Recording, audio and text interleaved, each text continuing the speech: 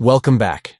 Today, we're diving into some essential security tips for your Gmail account on PC, thanks to the latest updates.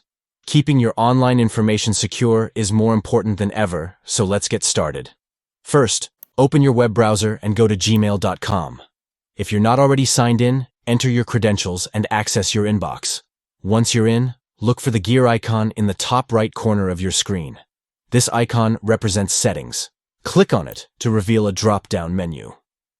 From here, select See All Settings. This will bring you to a comprehensive settings page where you can adjust various features of your Gmail account. Next, navigate to the Accounts and Import tab. Here, you'll find an option that says Other Google Account Settings. Click on that, and it will lead you to your Google account overview. Now, look for the Security section on the left sidebar. Selecting this will display important information about your account security status. Finally, you'll see an option labeled Review Security Tips.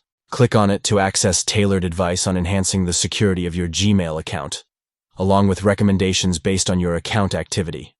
That's it. Following these steps can help keep your Gmail account secure and protect your personal information. Stay safe online and be sure to check back for more tips and tricks. Happy emailing.